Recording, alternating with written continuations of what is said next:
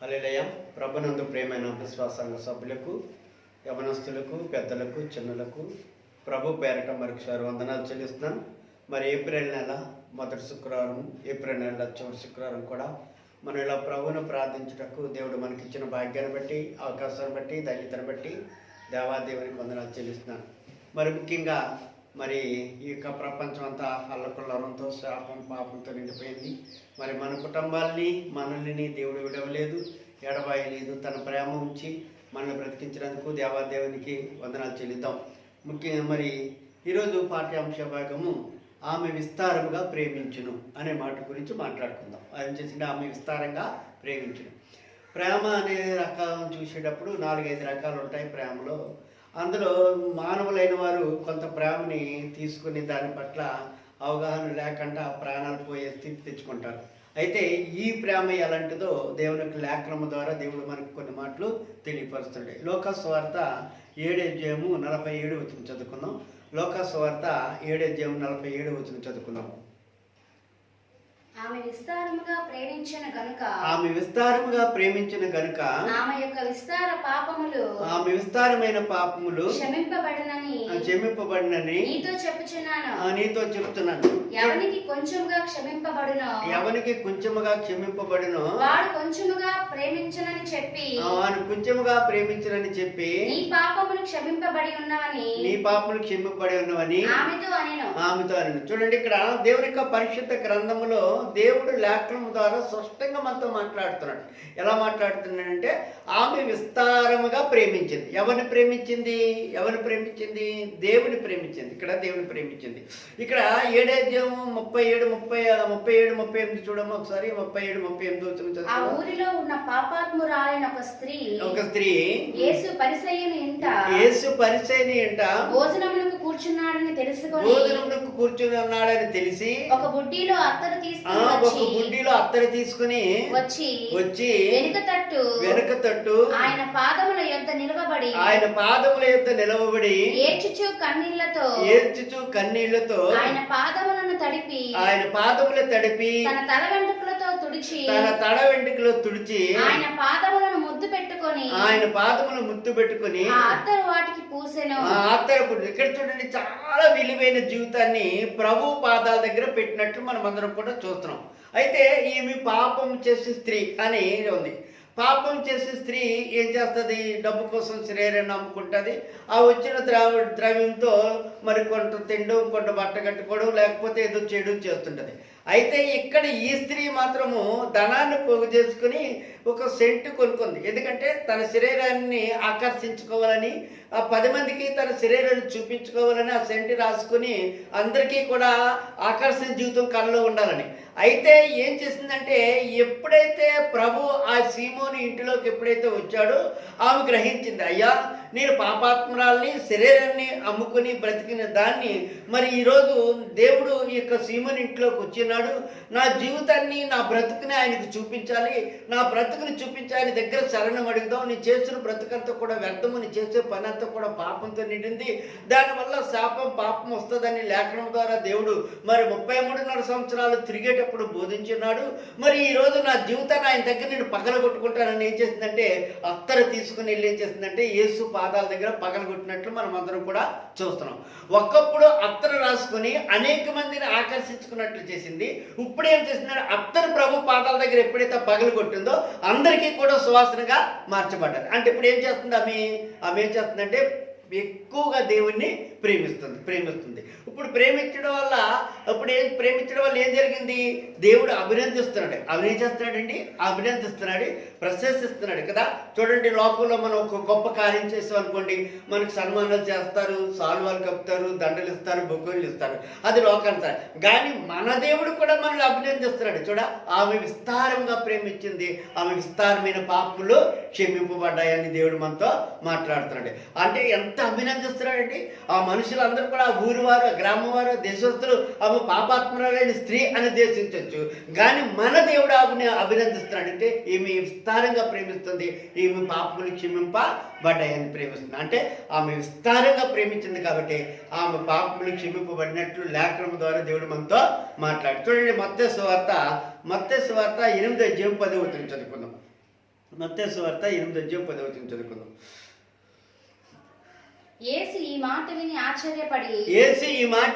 ఆశ్చర్యపడి వెంట వచ్చుచున్న వారిని చూచి ఇశ్రాయేలులో ఎవరికైనాను ఇంత విశ్వాసం ఉన్నట్టు చూడలేదని నిశ్చయముగా మీతో చెప్తున్నాను. చూడండి, ఇక్కడ దేవుని యొక్క వాక్యంలో ఒక మనిషిని మొట్టమొదటిసారి పాపాత్మరాలైన స్త్రీని అభినందించాడు దేవుడు, ప్రశ్నించాడు. అంటే అభినందించి ప్రశ్నించినట్లు మనం చూస్తున్నాం. అంటే ఇప్పుడు ఆమె చేసే పనిని దేవుని దగ్గర పెట్టి పాదాల దగ్గర ఒప్పుకొని పశ్చాత్తాపడి అత్తరు పూసి ఆ దేశానికి ఆ గ్రామానికి సువాసనగా మార్చి ఆమె జీవితాన్ని మార్చుకుంది కాబట్టి దేవుడు ఆమెను అభినందించినట్లు మనం చూస్తున్నాం. ఇక్కడ ఒక శతాధిపతి అంటే కోట్లకు ఆస్తుపరుడు, మరి చాలా ప్రాముఖ్యమైన వ్యక్తి, చాలా ప్రాముఖ్యమైన ధనవంతుడు.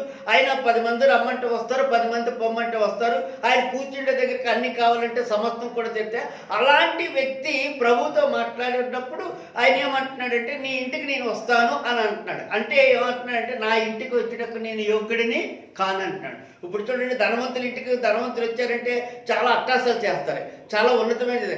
కానీ యేసు ప్రభు వస్తున్నాడు అనే సంగతి తెలియగానే నాకు మేడలు ఉండొచ్చు, కారులు ఉండొచ్చు, బిల్డింగ్లు ఉండొచ్చు, అంతస్తులు ఉండొచ్చు, కానీ దేవుని నివాసం చేయటకు మాత్రం నా దగ్గర స్థలము లేదని ఆయన తన హృదయాన్ని ప్రభువుకి చూపించినట్లు మనం అందరం కూడా చూస్తున్నాం. అందుకే దేవుడు అన్నాడంటే ఇశ్రాయేలులో ఎంత గొప్ప విశ్వాసం కలిగిన వ్యక్తిని నేను లేదని అంటున్నాడు. దేవుడు స్తోత్రం కలిగాక. ప్రభునందు ప్రేమైన సహోదరులారా, ఇప్పుడు శతాధిపతి దేవుడిని తెలుసుకుని ఆయన పాపాన్ని ఒప్పుకున్నాడు. అంటే నా ఇంట్లో ధనం ఉన్నది, నా ఇంట్లో ఆశ్చర్యం ఉంది, నా ఇంట్లో ఉన్నతమైన స్థితి ఉంది, కానీ దేవుని నివాసం చేయడానికి స్థలము లేదనుకున్నాడు. అంటే ఈ దేహము దేవునక ఆలయము, ఈ హృదయము దేవునక మందిరము, ఈ మందిరములో ధనమే నివాసం చేస్తుంది కానీ దేవుడు నివాసం చేయలేదని తెలుసుకున్న తర్వాత నీవు నా ఇంటికి వచ్చేటకు పాత్రుడును కాను అని ఎప్పుడైతే పశ్చాత్తాపడ్డాడో ఆ యొక్క శతాధిపతిని దేవుడు అభినందించినట్లు మనం అందరం కూడా చూస్తున్నాం. ప్రియ సహోదరులారా, ఈరోజు వాక్యం ఏంటో మనం అందరం కూడా నీవు చేసే ప్రతి పనిని బట్టి దేవుడు నిన్ను మెచ్చుకుంటాడు. దేవుడు నిన్ను మెచ్చుకుని నీ మీద అభినందనలు కురిపిస్తాడు. దేవుడు ఆమె విస్తారంగా ప్రేమించింది, ఆమె విస్తారమైన పాపములు క్షమింపడ్డాయి. ఈరోజు నువ్వు ప్రభువును ప్రేమించడం నేర్చుకో. మనం అందరం ప్రేమిస్తున్నాం. ఏ ప్రేమ? లోకానుసారమైన ప్రేమ కాదు మనలో ఉండేది. ఆత్మానుసారమైన ప్రేమ ఉండాలి, ఆత్మానుసారమైన జీవితం మనలో ఉండాలి. చూడండి, మరొక మాట చూసుకుని చూడండి, మరొక మాట అందులోనే మత్తయి సువార్త 15:28 చదువుకుందాం. అందుకు యేసు అమ్మా నీ విశ్వాసము గొప్పది, నీవు కోరినట్టే నీకు అవునుగాక అని ఆమెతో చెప్పెను. ఇక్కడ చూడండి, ఇక్కడ చిన్న ఉదాహరణ చూడండి. ఇక్కడ యేసు ప్రభు దగ్గరికి ఒక ఆమె వచ్చింది. ఆమె బిడ్డ మరి చాలా బలహీనరాలుగా ఉంది, మరి బాధతో ఉంది. ఆమెకి ఒక జబ్బుతో బాధపడేటప్పుడు యేసు ప్రభు దగ్గరికి వెళ్ళి, యేసు ప్రభు అద్భుత కార్యాలు చేసే దేవుడు, యేసు ప్రభు మానవులను రక్షించడానికి వచ్చిన దేవుడు, యేసు ప్రభువును పాపులను రక్షించి తన రాజ్యంలో ఉంచడానికి వచ్చిన దేవుడు అని విశ్వాసం కలిగి ఆయన స్వస్థపరిచే దేవుడు అని తెలుసుకుని ఆమె ఏం చేస్తుందంటే ప్రభు పాదాల దగ్గరికి వచ్చి అడిగేటప్పుడు ఆయన ప్రభు ఒక మాట అన్నాడే, అమ్మ రొట్టె ముక్కలు కుక్కలకి వేయకూడదు అని అన్నప్పుడు ఆమె అంటుంది, నేను కూడా కుక్కనే ప్రభా, నేను కూడా కుక్కనే. బల్ల మీద ఉండే రొట్టె ముక్కలు కింద పడేసి ఆ కుక్క ఆశపడినట్లు నీ మాటల కోసం నేను ఆశపడుతున్నాను తండ్రి. అయ్యా నీ నోటి నుండి ఏ వాక్కు వస్తుందో, అయ్యా నీ నోటి నుండి ఏ మాట వస్తుందో, అయ్యా నీ నోటి నుండి ఏ ఆజ్ఞ వస్తుందో అని నేను ఎదురు చూస్తున్నాను తండ్రి. నా ఒక్క మార్త ప్రభా, మూర్ఛరావంతో ప్రభ తండ్రి, అయ్యా గలిబిలైపోయి ప్రాణాపాయమైన పరిస్థితిలో ఉంది తండ్రి అని ఏం చేస్తుందండి, పడుతుంది. ఎప్పుడైతే పడుతుందో ఆమెను చూసి దేవుడు అభినందించాడు. దేవుడు స్తోత్రం కలుగాక. ఆమె విస్తారంగా ప్రేమించినట్లు చెప్తుంది లేఖనం ప్రకారంగా. ఈరోజు దేవుడికి వాక్యం వింటున్నా, నీవు కూడా ఆ పాపాత్మరాలైన స్త్రీ ఆ డబ్బులు దాచుకుని శరీరాన్ని అలంకరించుకోకుండా ఆమె యేసు ప్రభు వచ్చాడు అనే సంగతి తెలుసుకొని తన జీవితాన్ని, తన బ్రతుకుని ప్రభు పాదాల దగ్గర పగలగొట్టినట్లు మనం అందరం కూడా చూస్తున్నాం. ఆమె పగలగొట్టి అత్తరు పూసి ఆ గ్రామానికి అంతటికి కూడా సువాసన తెచ్చినట్లు కూడా చూస్తున్నాం. ఈరోజు విస్తారంగా ప్రేమించింది, ఆ శతాధిపతి విస్తారంగా ప్రేమించాడు, ఆమె విస్తారంగా ప్రేమించింది. కాబట్టి ఈరోజు దేవుడు గొప్ప కార్యములు వారి జీవితంలో చేశాడు. నీవు కూడా దేవుని ప్రేమిస్తున్నావా? నువ్వు దేవుని ప్రేమిస్తున్నావా? నువ్వు దేవుని ప్రేమిస్తే, నువ్వు విస్తారంగా ప్రేమిస్తే నీ జీవితంలో కూడా దేవుడు అద్భుతమైన కార్యాలు చేస్తాడు దేవుడు. అంత అద్భుతమైన దేవుడు. మరి ఈరోజు ప్రభువుని నమ్ముకున్నాం, మనం ఎలా ఉన్నామో చూడండి.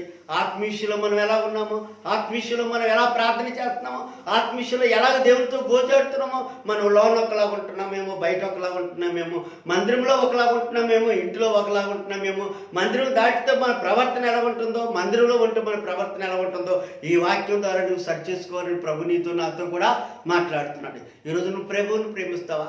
విస్తారమైన ప్రభు పాదాల దగ్గరికి వచ్చింది, వెనక తట్టి తిరిగింది. అయ్యో, నా మొక్కం ఆయనకు చూపించలేను, నా జీవితాన్ని అతనికి చూపించలేను, నా బ్రతుకును అతనికి చూపించలేను, ఇగో నేను అతను చూడడానికి నేను యోగ్యురాలని కాను అని ఏం చేస్తుంటే వెనక తట్టు తిరిగి ఆ పాదాలను ఏం చేస్తుందంటే అత్తరితో కడిగి తనకు ఇష్టమైన తనతో ఏం చేస్తుందంటే ప్రభు పాదాలు ఒత్తుతుంది. అంటే స్త్రీలకి ఎక్కువ ఇష్టం ఏంటండమ్మా? స్త్రీలకి ఎక్కువ ఇష్టం ఏంటి?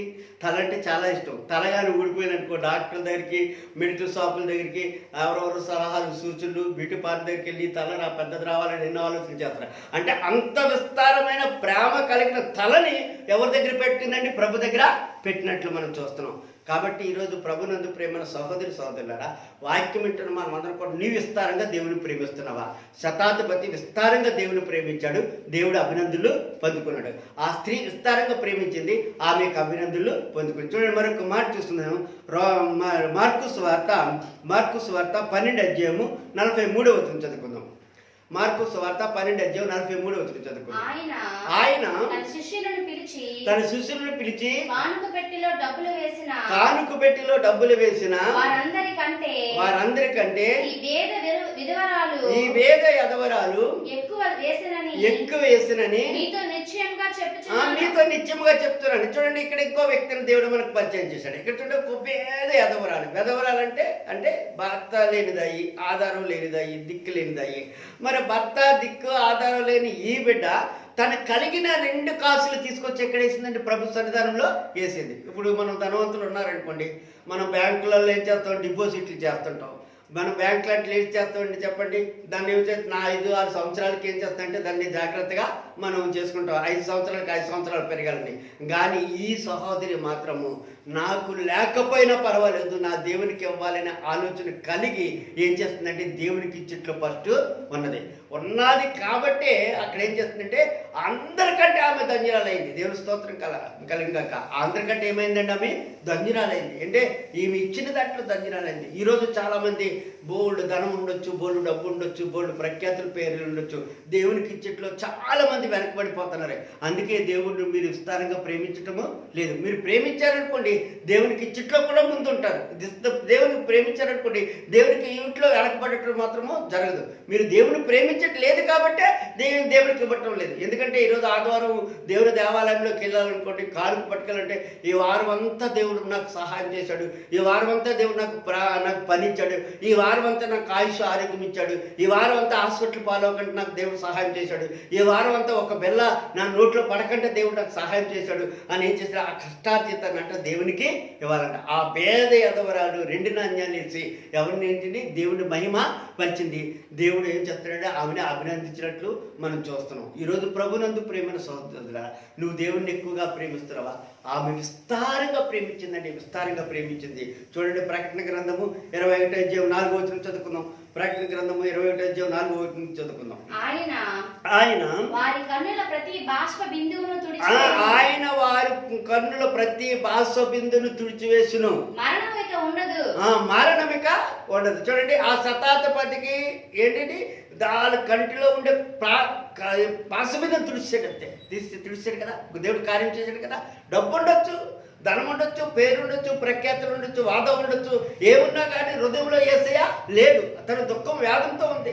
కానీ ఎప్పుడైతే యేసుప్రభు ఆ యొక్క ఇశ్రాయేలు ఎంత గొప్పవాడు లేడు అని అన్నాడో అప్పుడు అతని హృదయంలో దేవుడు ఒక అద్భుతమైన కార్యము చేశాడు. ఆయన భాష మీద తుడిచాడు.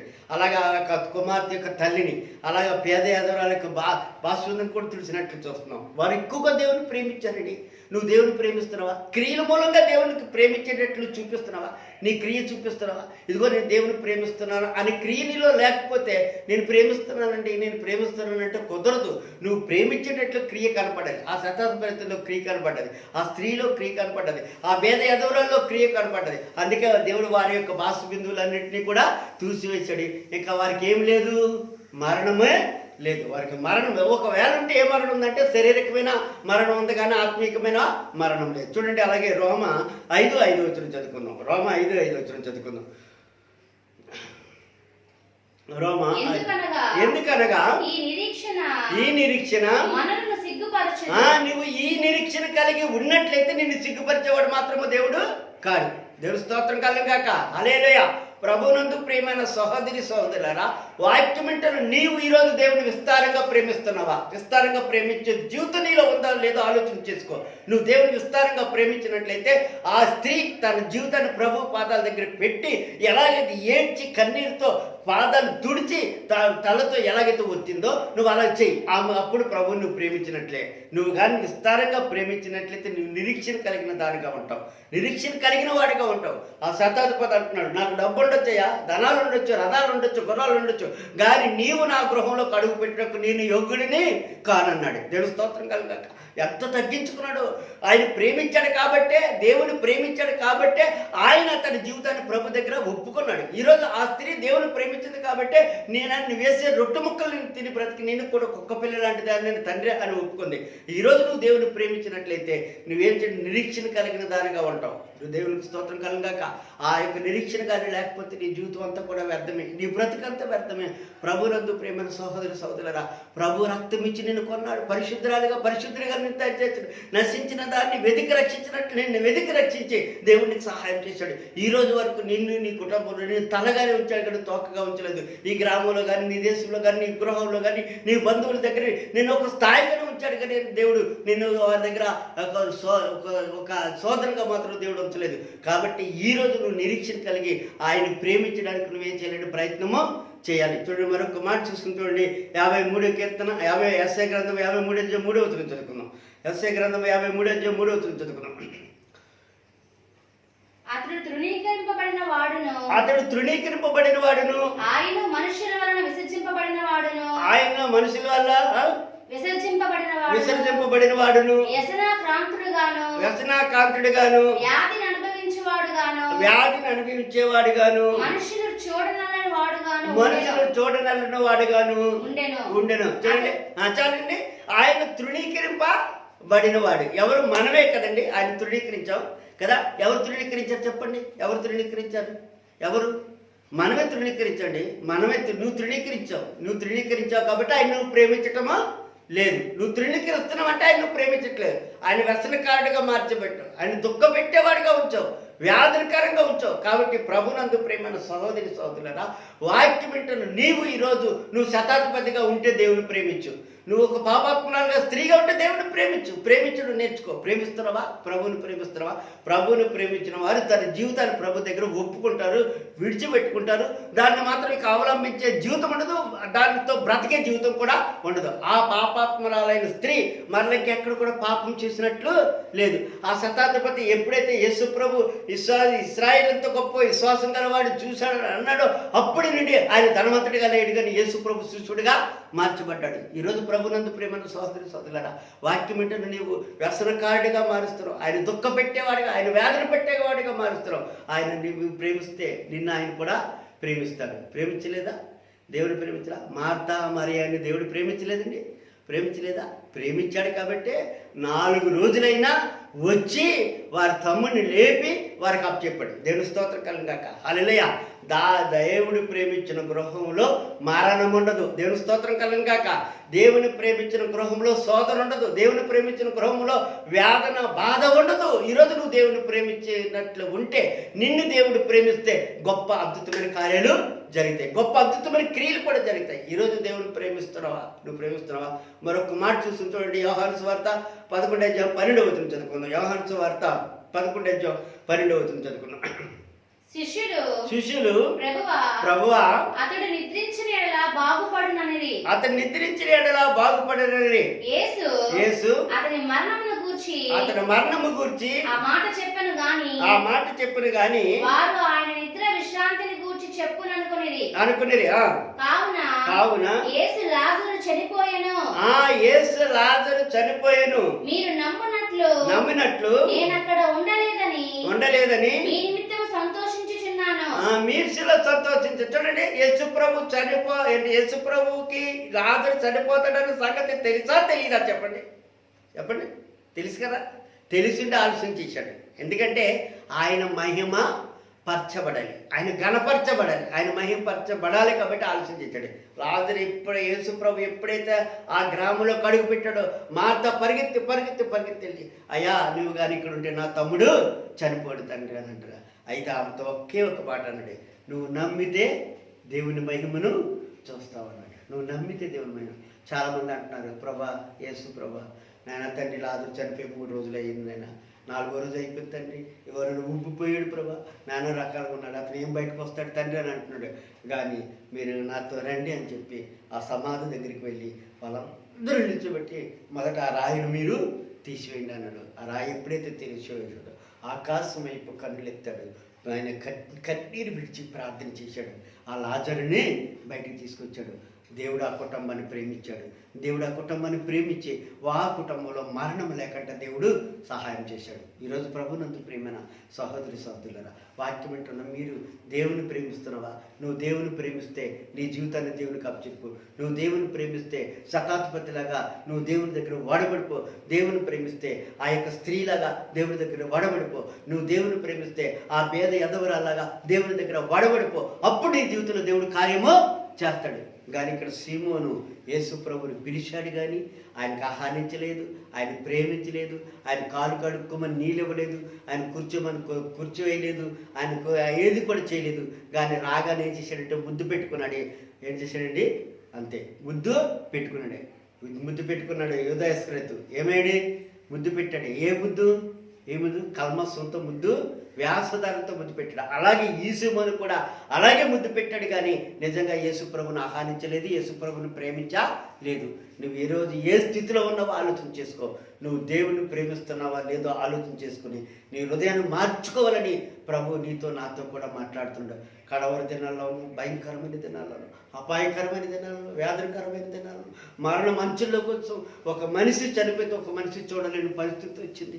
అయ్యో ఈరోజు అటువంటి పరిస్థితులకు వచ్చావంటే నువ్వు దేవుని ప్రేమించలేని స్థితి నీలో ఉంటే నీ బ్రతుకంతా కూడా వ్యర్థమే, నీ జీవితం అంతా కూడా వ్యర్థమే. ప్రార్థన చేసుకుందాం. అందరూ కళ్ళు మూసుకున్నట్లయితే ప్రార్థన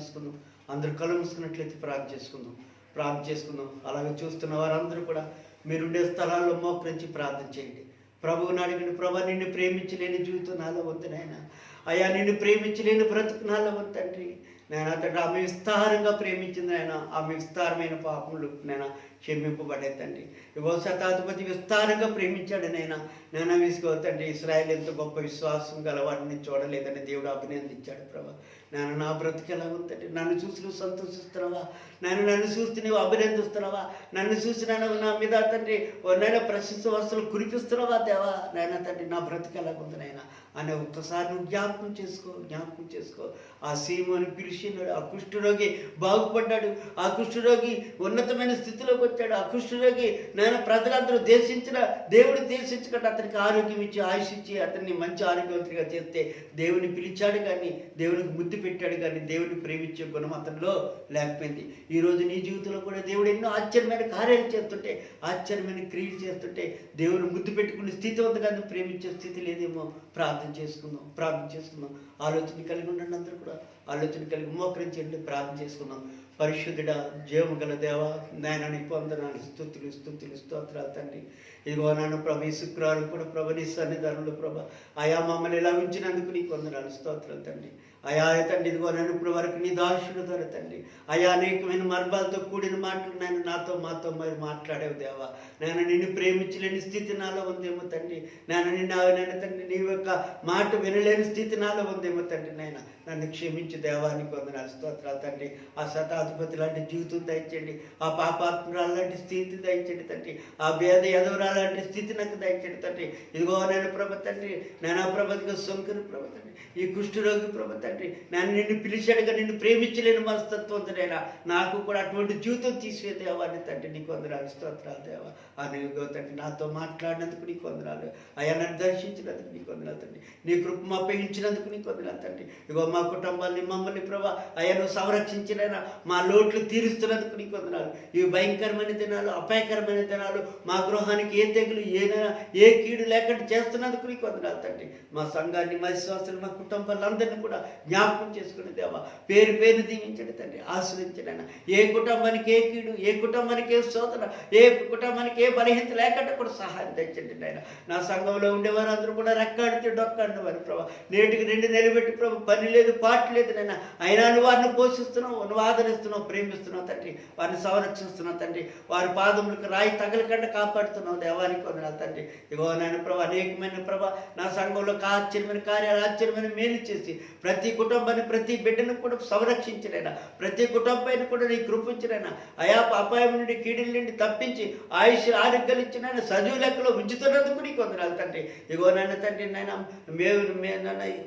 ఏప్రిల్ నెల మొదటి శుక్రవారం నుండి ఏప్రిల్ నెల చివరి శుక్రవారం వరకు నీ కృపించినందుకు మా ప్రభేసి క్రీస్తునాన్ని పెట్టడానికి వేడుకొంచున్నాం తండ్రి. ఏసు రక్తమే జై, సిలువ రక్తమే జై, ప్రభు ఏసు రక్తం సంపూర్ణ విజయం, అపవాది క్రియలంతా నాశనం కలిగాక. ఆమేన్.